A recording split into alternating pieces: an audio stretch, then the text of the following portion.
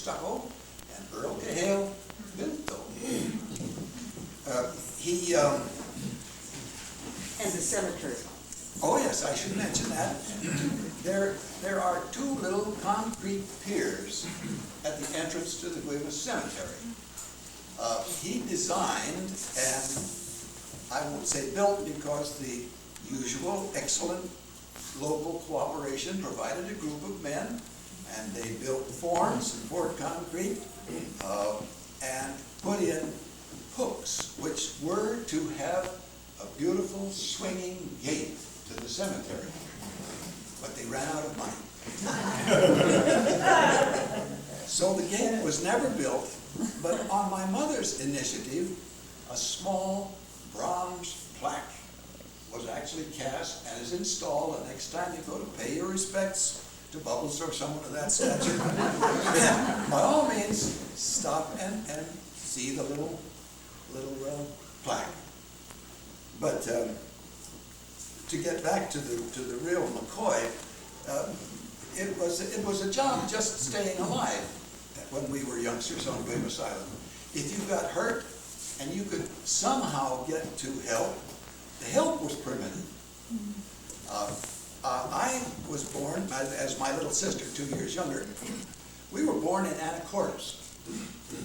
And for a long time, we lived under a substantial stigma because we weren't Guemes Islanders. We were born in Anacortes. and most of the people in the Guemes school were patched at home in the traditional fashion. The gathered around at the appropriate time and assisted in the act, and there were no real problems. Those children grew up to be quite successful, as you see before you.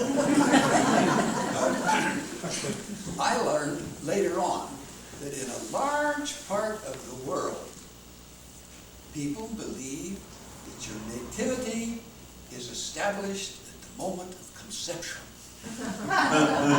Given the travel arrangements available to my mother and father in those days, I can guarantee you that my sister and I were both conceived on Guemes Island.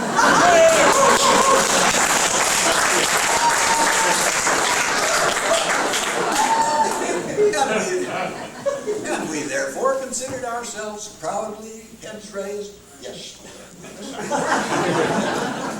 So, having established that, we went up to the schoolhouse. By that time, the Strom initiative had added the other room to the schoolhouse, so that it became a two-room schoolhouse, each room of which had a giant barrel stove, a cast iron stove, and an old gentleman named Mr. Kreider lived across the road in a cabin, which I will mention later on.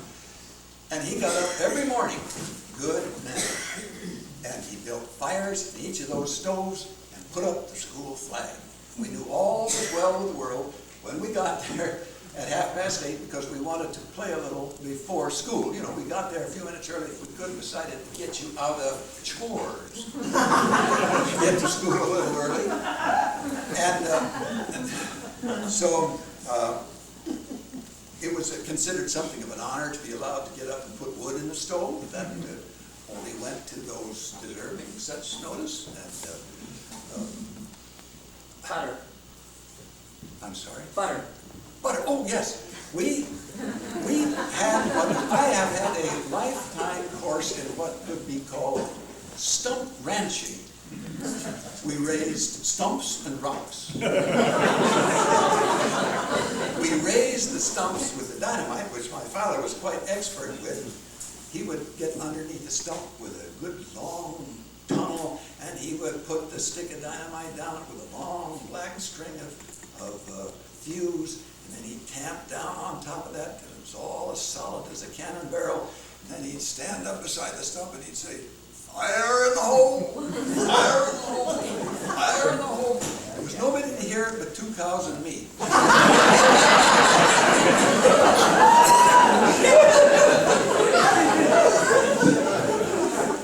And when he touched it off, by that time we were well behind something, and boom, this big fur would just rise up there, and there'd be a shower of rocks and mud, brickbats, and the cows would all stick their tails straight up and run and on. He did those things mostly in the morning, so that the two cows that we had would calm down in time for milking.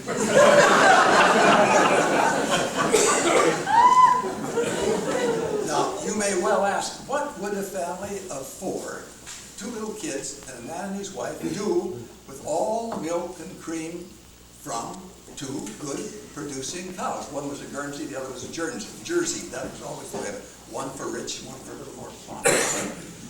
My mother would make clotted cream until she had 2 gallons. And then we would put it in a hand-powered churn, which built up my right arm to beat the band. And she worked that butter in a big bowl, setting down in a bowl of cold water. Ice, what's that?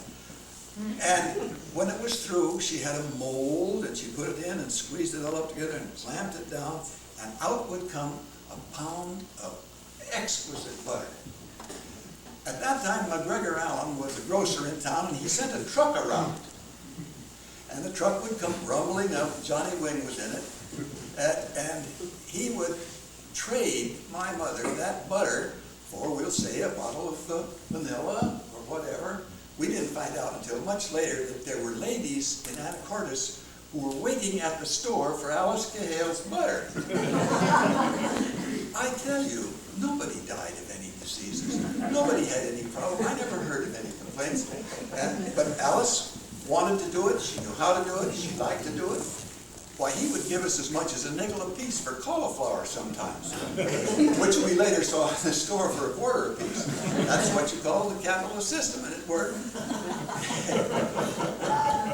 This all took place while my father was busy being a building contractor. And he would do 6 men's work on Sunday because he had done a man's work the other 6 days. He only went to church when it was necessary to go down and repair the door. He was very popular on that behalf. And when God speaks of the strawberry kings of the island, they were the Stroms. They had a superior product. They were probably the best strawberry farmers on the island. I used to think that the second best was Fred Pinio. And the reason I say that is Fred was down in Wiesner Valley, where little Susie Everett lives out with Franz. That field, which is now just a desperate meadow, was row after row after row of rich black dirt, and it was full of clamshells. It was not long ago that valley was under salt water, and the resulting land was powerfully rich. I picked for Fred, not because I didn't want to pick for the Stroms, but I could run up the old logging road from our house to Fred's place through the woods in the morning in half the time it'd take, you know. I expect that road is grown up now. You might know. Yeah, there's still passable roads from 1895 through those woods. The tremendous weight of the logs really compacted it. Weeds and stuff didn't grow in the logging road very quickly. It was a long time. Billy Everett used to ride his horse through those roads. Why don't we have you respond to some questions that I know you're going to get in a minute, because you still haven't told me about Loganberry John. Loganberry John lived across the street from Earl. We name people by what they did. Loganberry John raised loganberries, obviously. Turkey Sherman raised turkeys, which was up across from where the schools were. But anyway, he was close to Loganberry, and I thought, well, he doesn't know anything about farming, so he might know what Loganberry John does. And you said he raised loganberries. That was what your extent of information. Thank you, Bud, for bringing up this.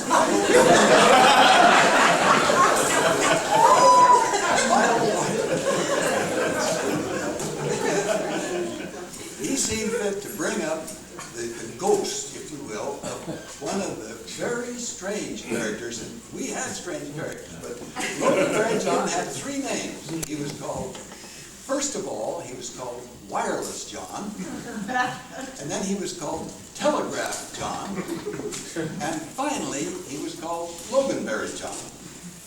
He was called that because he never went to town without a large Vermont farm pushcart with big iron wheels.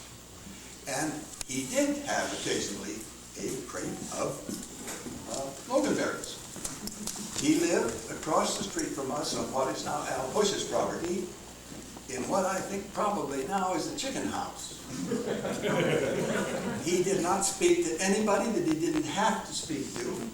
We children stood in awe of him, because when he came out of his lane with his big iron wheel cart and a strange expression on his face, and he pushed his cart down the road, there was a man with a purpose. Nobody knew what it was.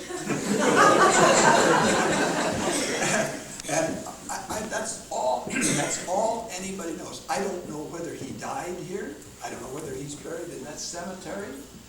His history probably had something to do with either railroads or telegraphy, or he may have had a little railroad pension. But he was always clean. He didn't, well, as clean as you can be and push an iron cart down the gravel road.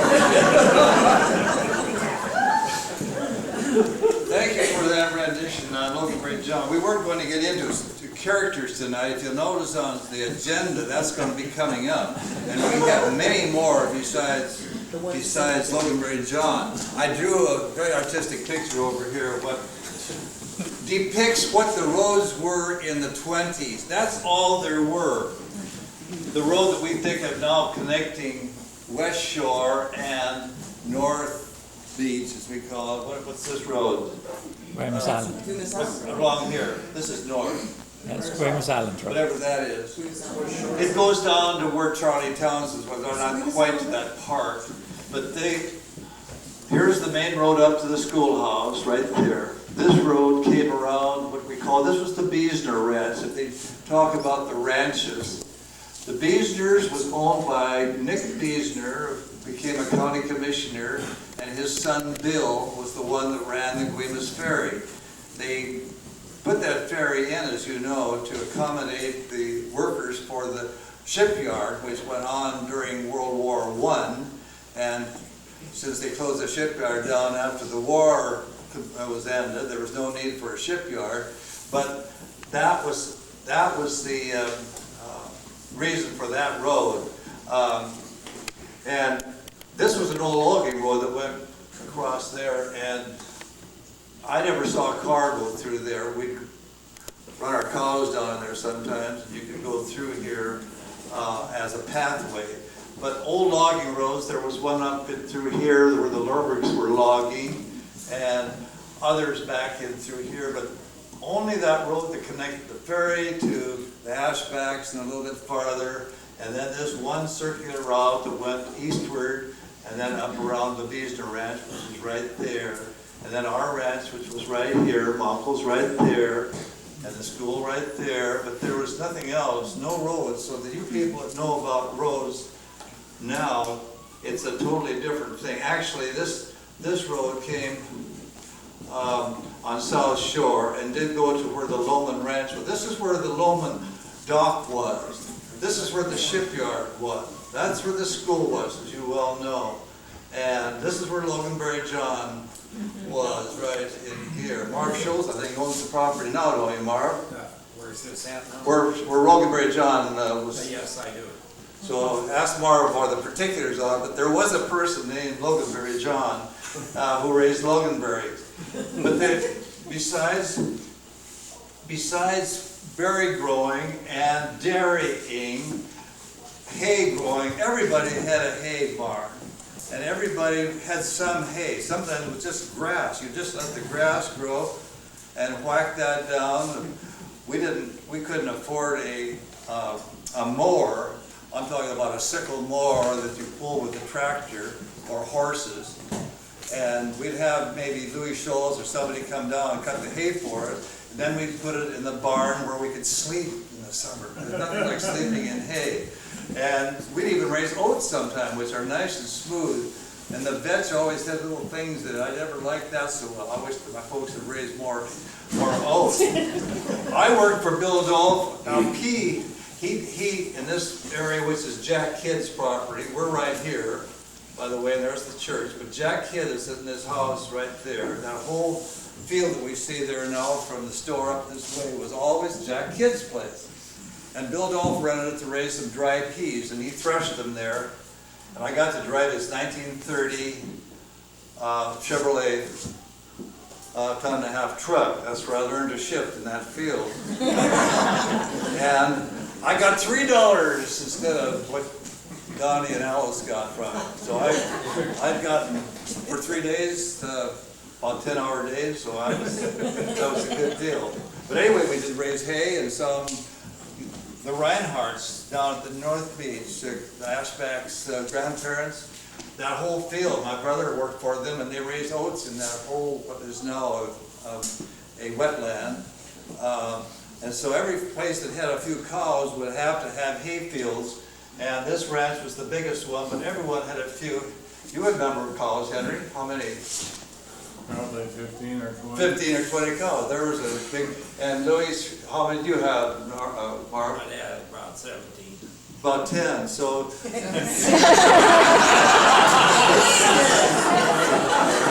Obviously, I heard the wrong thing. What did you say? I had to milk 10 to go to school. Milk 10 to go to school. No, I didn't really. No. I had that all set up here so you could see it, and then the logistics changed a little bit. I want to include Don and Marv a little bit because I know they know more than they were saying about the farming. So tell us a little bit about what you know about the dairy farming, Don, or any other history. Well, I remember when I was on the ferry down here, every morning we had a milk cart that we had the people here would put their milk cans on the ferry, or on the dock, on this cart, and then we'd have to fit it onto the ferry. And normally we only carried 6 cars, and if we had a small car, we could carry 7, but with that milk cart, a lot of times we had to make extra trips. And then with farming, I remember, I think it was Bill Dolph that owned it. He had a threshing machine. I think it was Bill, because that's where I've seen it. And he'd have a old Fordson Traxxter out there and a belt on the wheel of it, turning this threshing machine, and women are all busy in the kitchen making big meals for the threshing crew, and the guys are out there sacking these oats usually, and there'd be a great big pile of husks and straw coming out of that thing, and it was pretty terrific for a little kid to watch. But we used to raise oats once in a while and vetch, and we only had 2 cows, thank God. But I wasn't old enough to know how to milk them at that time anyway, but I remember something with the cows. We had some apple trees, and the cows would get down where these apples had fallen on the ground. And they'd been there for a while, and the next thing you know, well, here's the cows running up and down as far as they can go, dead drunk.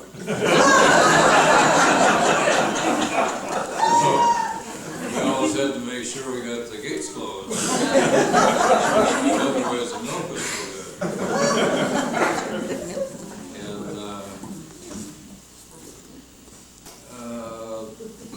And Pinnios, they used to have Holstein cows all the time. Red Pinio. And I'm trying to think of some of the other people that had Strickland had Holsteins. Yeah, he had Holsteins. My dad had Guernseys. Strickland's lived about here. What's South Shore Drive? Then, Bill Colbert, he used to have a herd of cattle, cows, and usually one bull. Colbert's. And they were loose on Guemes Hill up there. They'd be up there all summer and come back in the fall, and then they'd round them up and ship them out on a truck. And that bull was tremendous. It was a big Jersey bull. And I went up there, I think I was 12 at that time. And I ran into this herd. And this bull spotted me and ran me up a tree. And every time they'd move away and I'd start to come down, I'd come back. I was up for 5 hours.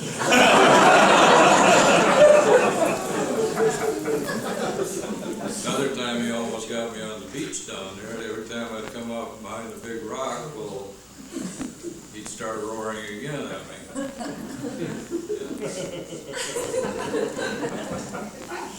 And then one day Bill sold him, and they put him in a truck from Mount Vernon or somewhere, and got the bull in the truck and just getting ready to take off. The bull tore the truck apart. Came back a couple days later with a steel-bedded truck, and got him that time. There's almost everybody had a little, garden or a field or with oats or something for cow feed or. That's about all I got on farming. What do you reckon the population of the island was then? We used to say 60 families, whatever that meant. Okay. I think the families probably were Average of 3. 2 per family, probably. But it was, that 60 was there the summer and winter. Right. There were a few of the rich folks that came from Anacortes, some of whom are still populating that North Beach area. And well, if you had a job, you were rich as compared to what we had over here. And so a lot of the Austin Shaw, the house that Earl purchased, was a doctor in town, and the Cartwrights and the Gilkeys. The Gilkey family, Walter Gilkey owned it, not where Char and Mark are now, but it was where Walter Gilkey was the owner then. The Armstrongs, you remember that? Anthony Lillian and Harold Armstrong were related to the Walter Gilkeys. And anyway, it was fun to see them come over in those big cars and drive up. They could really throw dust with those big cars. That 15-mile-an-hour, ton-and-a-half old gray mares, we call it, could hardly throw dust. And I hope that sometime it was just be able to throw a rooster tail with it. Claude Reinhardt, who was Bud Ashback's grandfather, had a Packard. Those of you remember Packards. Yes. And that thing would go by the school. And what a lovely rooster tail dust. Fantastic. The only family on the island that weren't involved in logging and dirt farming and rock farming were the Padavans, who were fisher people. They were purseaners. Murphy, they lived down not far from where he said the Stricklands were, right down here. I think Louis Padavan still has their place there, and they come over from time to time. I was hoping he'd be here because he'd be a great panel member, but the fishing was pretty good in those days. The purseaners said that was kind of bonanza. But those people, and the Wootons were involved a lot, and the Blackinsons involved in cannery work in town. So we became the bedroom of those people that worked in the fishing business, but not as a commercial fisherman like the Padavans did. So we had the milking, that's what we mentioned. We had the berry growing, which evolved. We had the logging, which you heard something about, and And the one that has continued in that is Marv Shoulz. He can tell us more about logging than, he's forgotten more about it than I ever knew.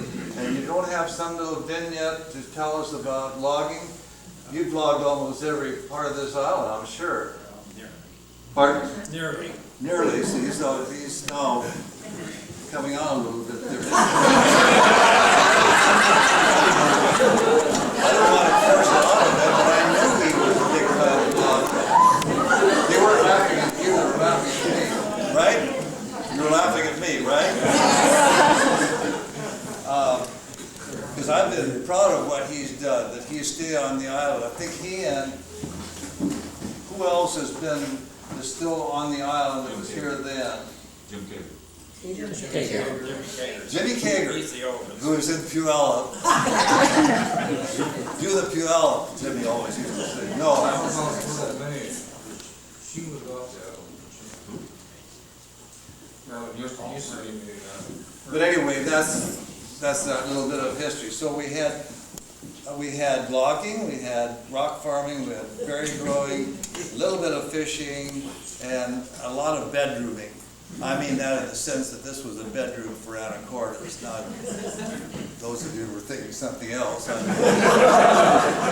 Hey, but, where we are on the old Eden's homestead, there's a lot of orchard trees left. Yes. Was anybody in your generation doing any orchard work at all, growing anything for sale? Earl The trees. Cahail and Gordon Schwaller and I did quite a bit of orcharding down there. We'd go up and sneak those apples out.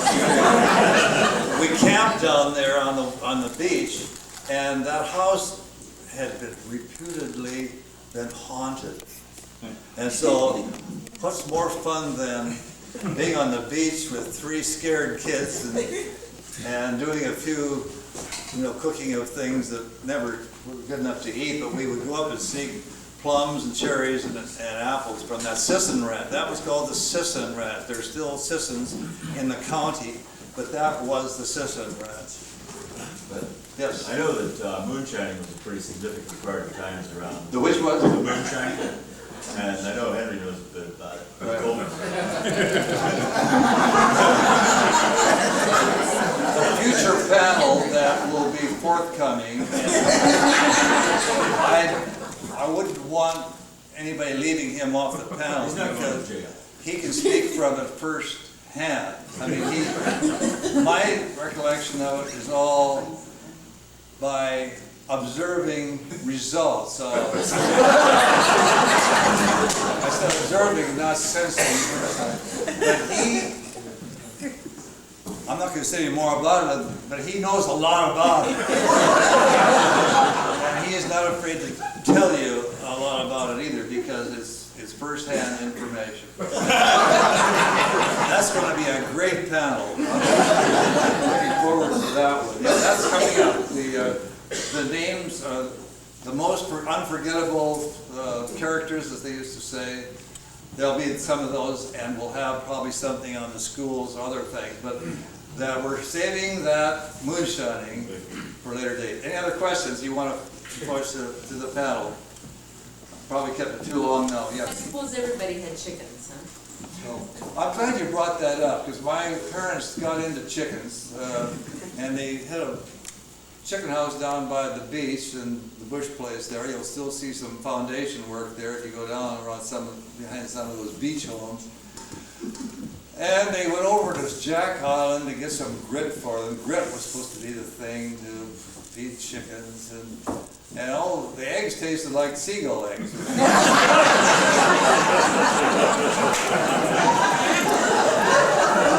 That was the end of the egg raising as far as we were concerned. But they were white leghorns, everybody had a few chickens. Your baddies, I bet my bantam can beat your bantam roosters. Those little bantams like to fight each other. And, Rhode Island Reds, and Plymouth Rocks, and white leghorns. And yours truly fed an awful lot of chickens. Generally, it was just for your own use.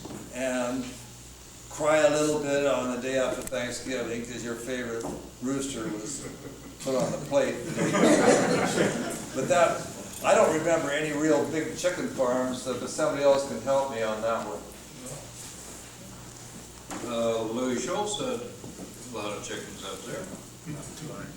Oh my goodness. Well, I mean, that's a lot of chickens.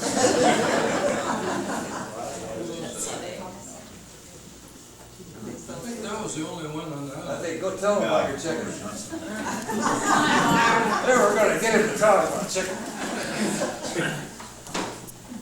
My father and mother had about 250 chickens, and they sold them with Allen's store, Oh, yeah, okay. and that's what most of the birds I was going with money there. And When you're talking about selling with the eggs, or were you talking? the eggs. The eggs, okay. And so it's chickens too. Friars, we call them. Feathers and all, and now you just go to the store and you see a little egg there or something. Well, I mean, in those days, you saw the whole works. No fun. They're hardworking, that's a hard business. Right? Yes. It is. Well, thank you, Marv, unless you have something to do this. There is one other thing, but the Loman Ranch down there, they used to raise a lot of pie cherries. True. Should have said that. And there's a lot of pie cherries that were raised down at the Sisson place. And also, probably another category coming up, there were a couple of mines on the island. One I know was a gold mine and the other was a copper mine. Oh. And the copper mine was pretty extensive. It was located back behind Bill Cobert's place down there. And You looked at the gold. no, this was copper.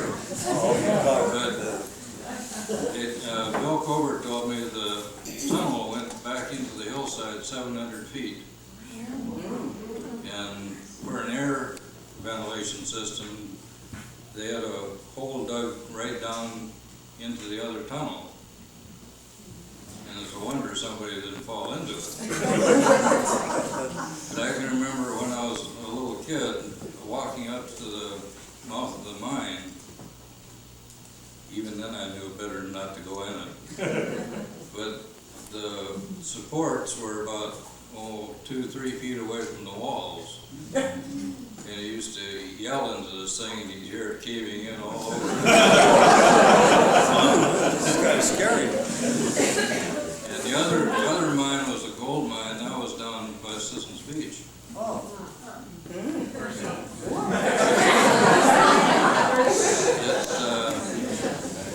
They discovered gold on the beach in the rocks there. On the east side of the beach. And they dug down in there. But every time the tide would come in, they filled up the water and they couldn't keep the water out with the pumps they had in those days, so they abandoned it. And also, just a little further down east, there's a vein of talc. And I don't know if that was ever mined or not. Well, I appreciate all that information.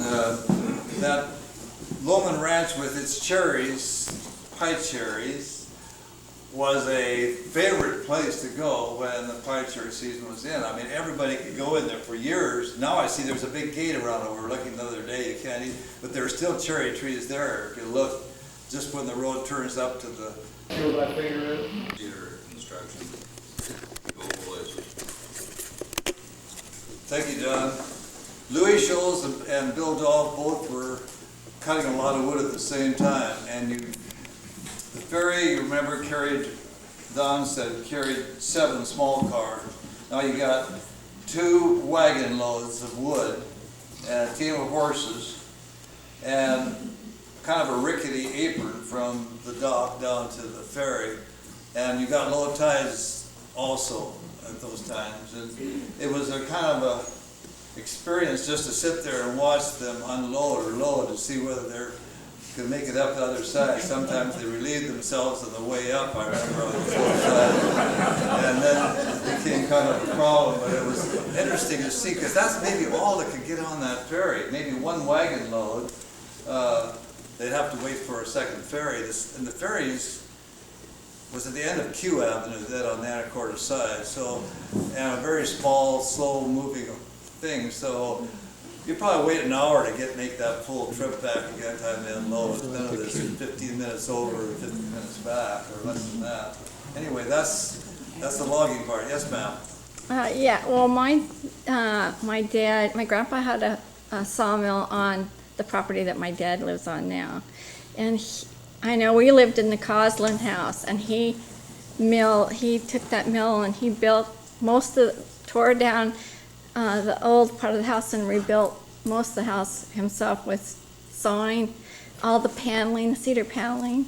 It's the most beautiful thing I can remember is how my dad milled that beautiful, beautiful wood that is in that Causland house. And that's my best memories, living in that house. Thank you. That was just a comment. You didn't have a question there. Right. Well, Dad could tell you more though about milling, because he had it was an interesting thing for us with the horses and the mill right there in the field where the cows are now. Wonderful. And Marv, for Don, for Henry, all West Beach people except for Earl. Darn things would last probably 75 or 100 years. A lot of them had pitch in them. And if you could get a fire started, they would burn under the ground for 2 or 3 months with nothing but tunnels underneath the ground.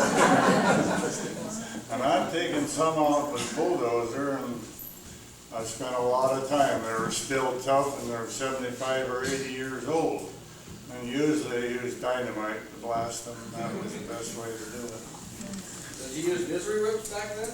What? Misery whips back then? No. Oh, you had chainsaws? No. The crosscuts. Right, the old whipsaw. Yeah. Well, anyway, they used to have a horse-operated stump puller years ago, and they had a big pole on it, and the horse would walk around going over the cable, and it had a winch on it and had dogs on it, so it would go click, click, click, and it was slow, but it had a tremendous power, and they pulled a lot of stumps that way. Thank you, Henry. I think we'll move on to Don, who's knowledgeable in yes. Henry mentioned Kelly's point when he was talking, and I was just curious, Kelly was still operating here on the island when he was a youngster. I know the answer, but I'll let him. The question was if Kelly was operating when Henry knows this. No.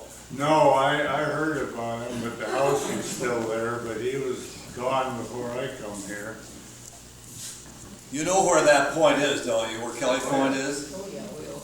I hope that's pretty knowledgeable. It's this very southeast corner of the island that's called Kelly Point. It was. It still is. Southwest. Well, that's close. Don Strom, my cousin, was a few years behind me, but he took to such things as earthy things. He was a hunter and a fisherman and delved in a lot of things that go back in this island's history, and is writing a book about Cyprus. In fact, he has completed it, but he in that has a lot of things about Guemes. Now, Guemes and Cyprus, there were a lot of people who lived on both of those islands at various times, so their history is somewhat coincidental. Don, tell us your story about what you have on both farming and logging.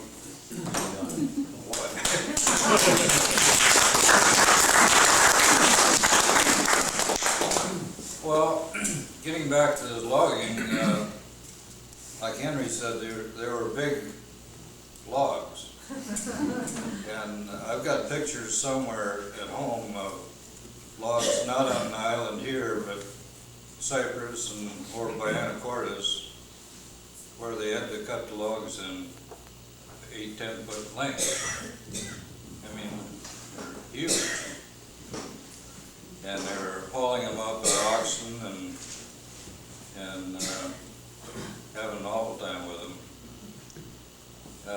there were quite a bit of old-time loggers on the island. Some of them you never heard about. Jim Merle, he lived down on towards North Beach somewhere, I think.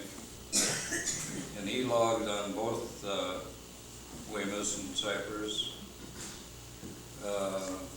Maclop, he logged piling on both Guemes and Cypress.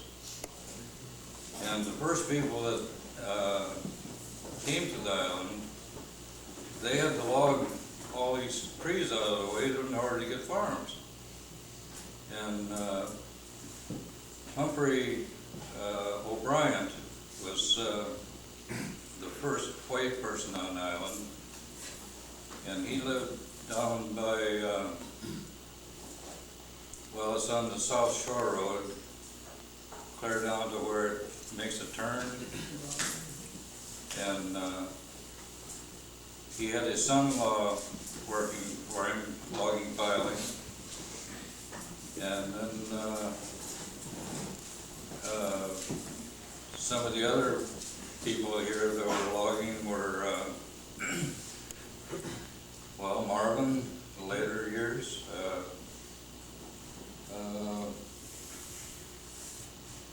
Bill Dolph. Bill had a drag saw, which was a mechanical thing with an engine on it, hooked up to a saw that would sit there and go like this. It was a forerunner of the chainsaw. And he'd cut logs up into firewood with that and pedal it around.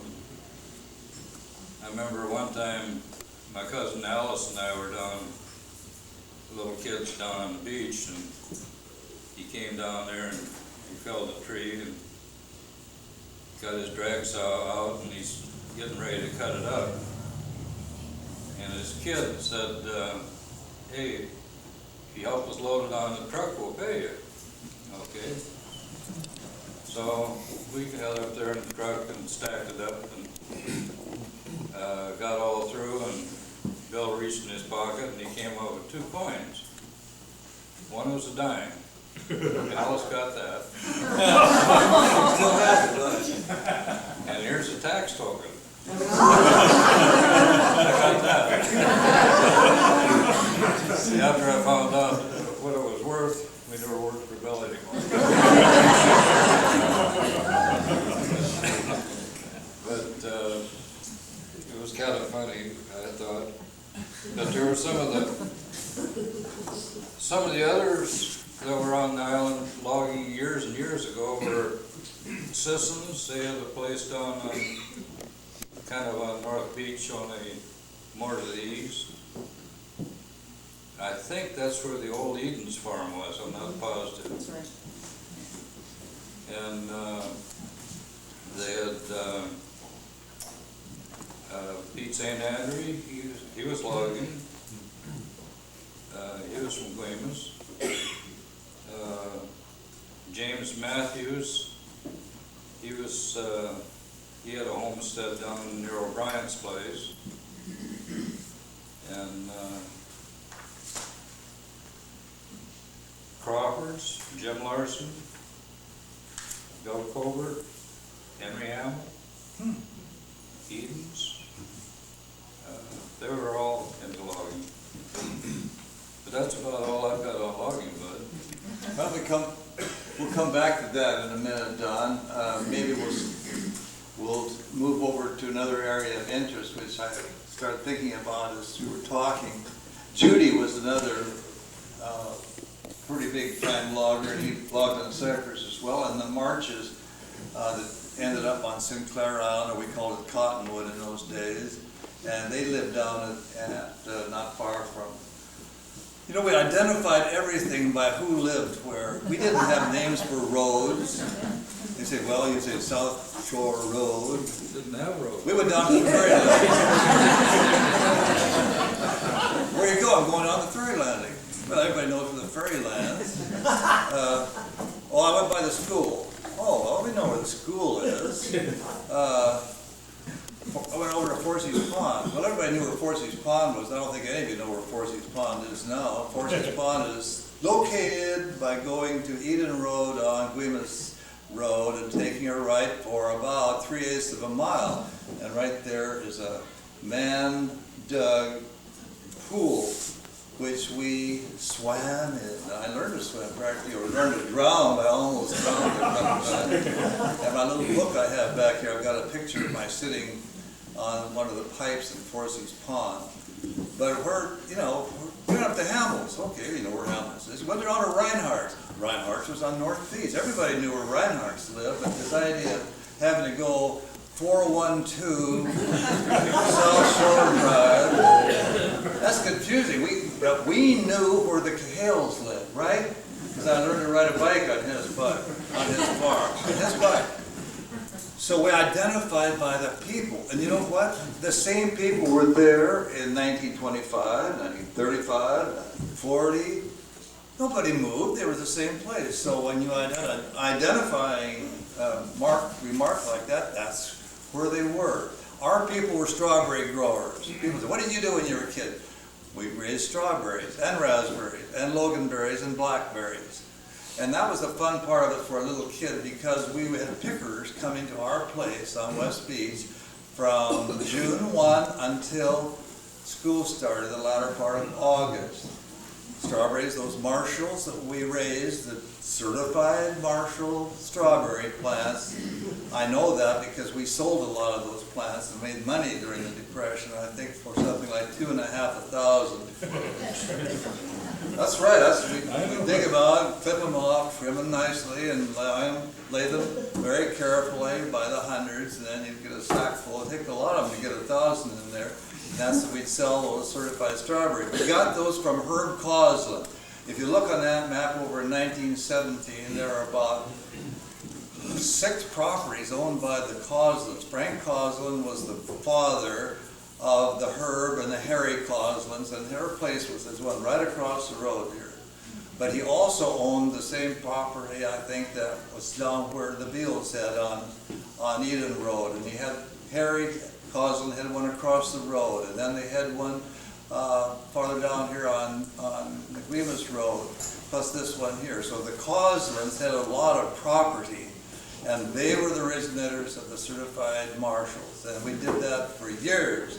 And we delivered them, first of all, to Loman's Dock. How many know where Loman's Dock is? You know where the shipyard was? The shipyard is now, there are a few pilings remaining on South Shore Drive, about half a mile towards Kelly Point from the ferry landing. And the Loman's Ranch was there, but there was also a dock large enough to accommodate freight vessels that traveled between Anacortes and Bellingham. And we sold our strawberries to W.H. Pride and Company in Bellingham.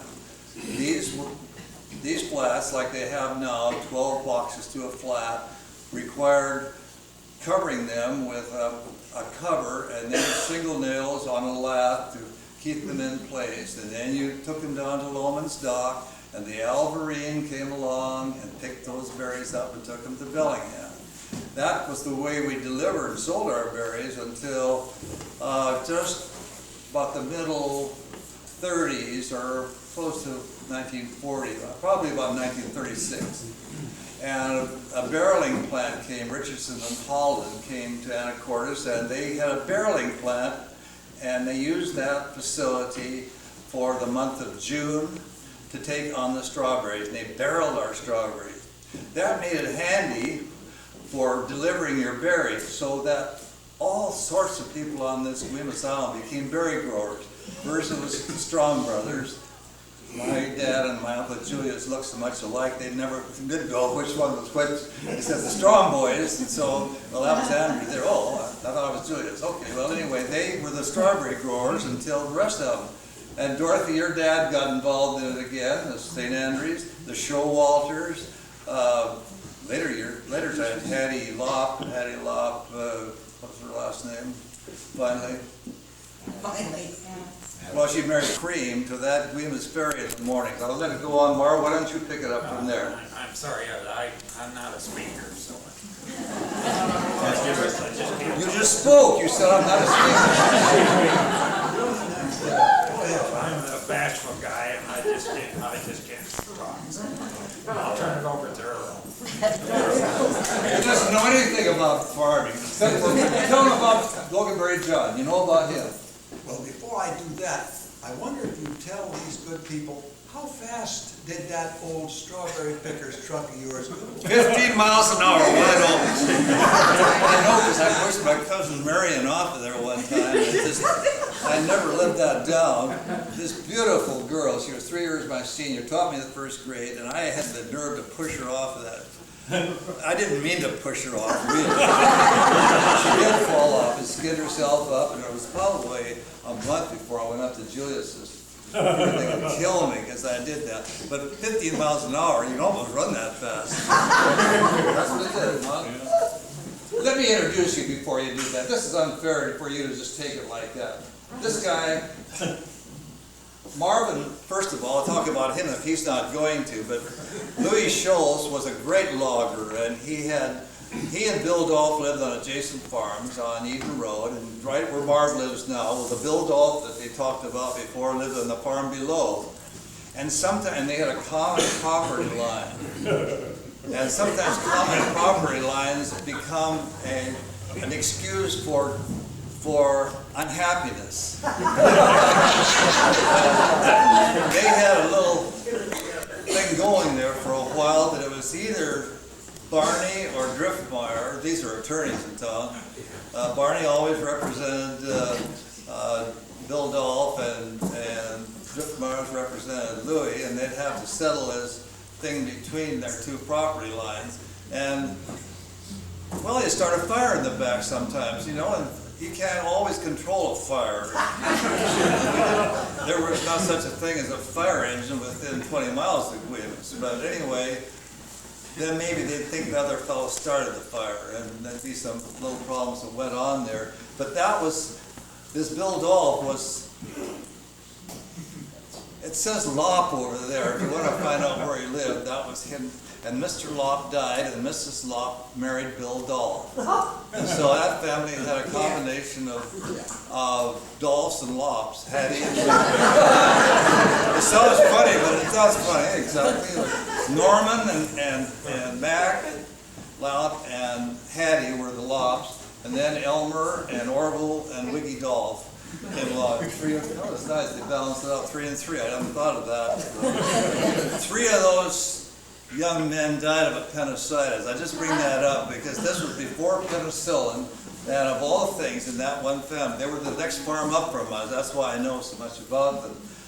But Orville was the mechanic, and he wasn't all that good in school. In fact, I was with him in the 3rd grade, and he was 15 then. But that's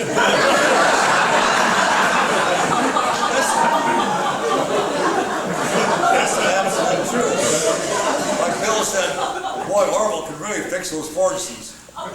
Fordson's a tractor that we use, and Orville was good. He was very mechanically gifted and did great things in that, but he didn't have a great deal of interest in school. But that was the farming that we did with strawberries. And now we're back into Earl and Marvin, but Marvin was in that family next to the Bill Dolph, and I always felt sorry for them because Bill wasn't the best neighbor in the world, while Louis and Lily were very wonderful people. But anyway, they not only did logging, but they also did a lot of dairying, and dairying was kind of big.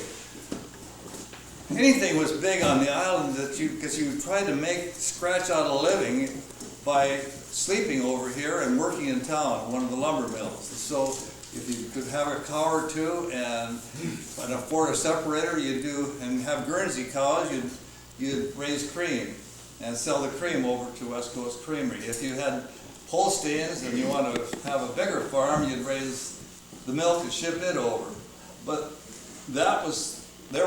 every ferry that came over, on every day of the week, there were a whole great number of milk cans on that ferry.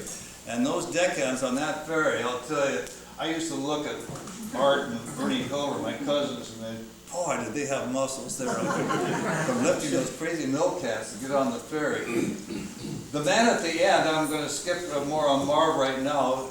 It'd be remiss on my part not to give you a little background on him.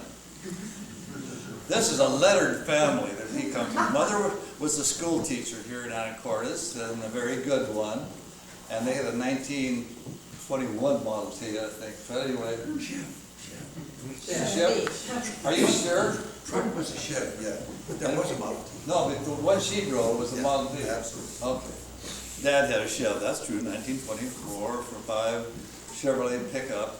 But they lived in the house that Butels had up here, the first house, up this street on the right. And with all those fir trees and 100 yards to the inch from the house to the road, his dad measured it off, was a carpenter and worked in town.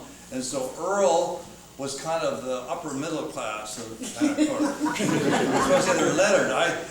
I couldn't afford a bike, but his Hawthorne bike was just fit with 26-inch rims, and I learned to ride as I went down that road past those fir trees. And it's just the same now. I mean, you can look that road, it has to change a little bit. This man went on because he wanted to be a historian and worked with the United Nations, went to the big conference in 1946 after the end of World War II, and ended up becoming the premier public information person in the United Nations in New York City. I know that because I visited him there several times.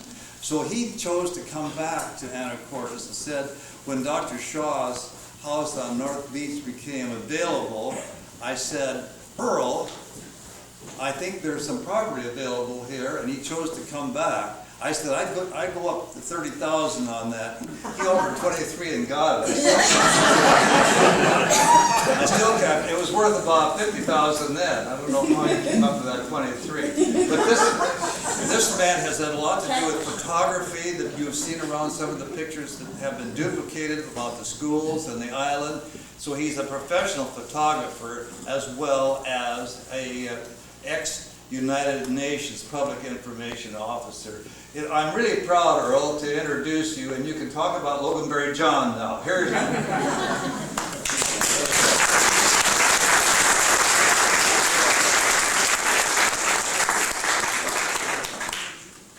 Thank you, Bud, for that thunderous introduction. It's true. I'm as a local product, I look around me with astonishment. The change in the kind of people who live on Guemes Island today, from the kind of people who lived here when Bud and I were trying to grow up, when the dollar meant something.